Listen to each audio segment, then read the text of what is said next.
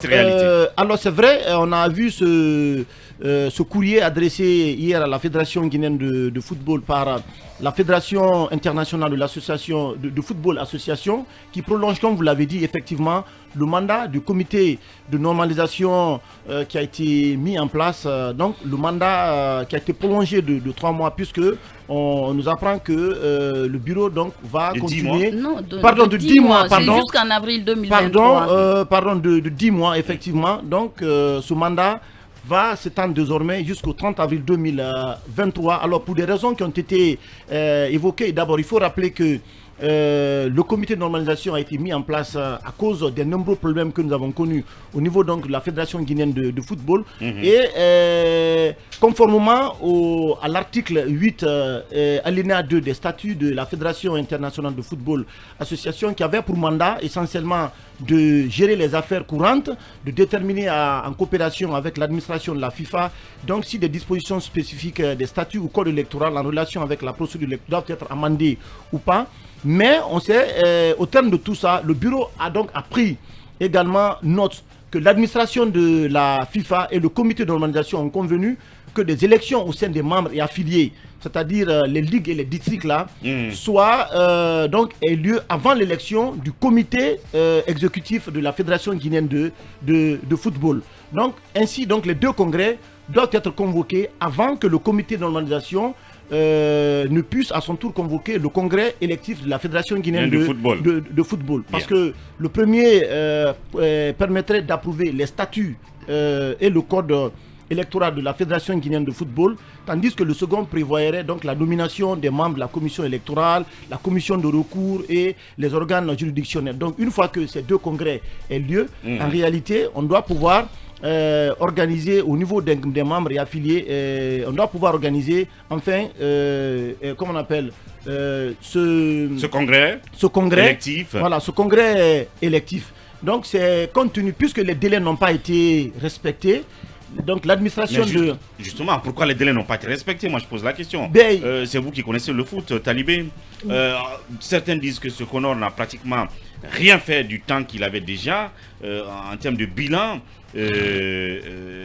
Qui aurait pu peut-être permettre, je ne sais pas, qu'on organise ce congrès électif avant la fin de son mandat. Est-ce que on peut conclure comme cela? Toujours est-il que ce mandat prolongé, ces 10 mois supplémentaires interviennent au moment où les membres statutaires de la Fédération guinéenne de football avait déjà commencé à impatienter par rapport à faire des bruits par rapport au congrès qui devait donc aboutir à la mise en place d'un nouveau bureau exécutif de la Fédération guinéenne de football. Vous vous rappelez toutes les péripéties qui ont marqué l'élection de ce bureau en 2011 avant qu'on en arrive donc à ce Conor, ce comité de normalisation.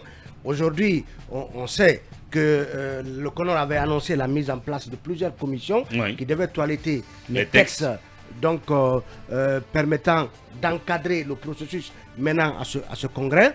Ces commissions, beaucoup se demandent où elles en sont par rapport à ce travail de toilettage.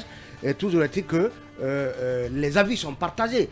Beaucoup estiment qu'il faut autant de temps pour que les choses se passent normalement, pendant que de l'autre côté, certains pensent que c'est trop, en tout cas 10 mois de rallonge pour le Conor, alors qu'initialement il était prévu que son mandat prenne fin hier 30 juin, donc on lui en rajoute 10 mois, et qui sait si au terme des 10 mois aussi, une certaine rallonge ne pourrait pas être envisagée.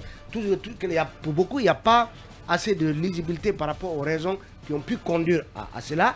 Mais il faut faire en sorte que, au moins au bout de ces 10 mois, que dans la transparence la plus totale et avec l'implication de tous les acteurs, on puisse en arriver, parce que j'entends dire que les membres statutaires, en tout cas, projettent une conférence de presse, ou en tout cas une déclaration en début de semaine prochaine pour beaucoup, en tout cas selon certaines informations, marquer leur opposition, leur désaccord à cette rallonge.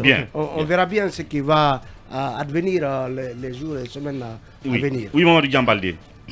Cette décision de la FIFA constitue un bol d'air pour le comité qui est présidé par cette superwoman, Madame Si, dont on dit qu'elle aurait des acquaintances avec Madame la secrétaire générale de l'institution.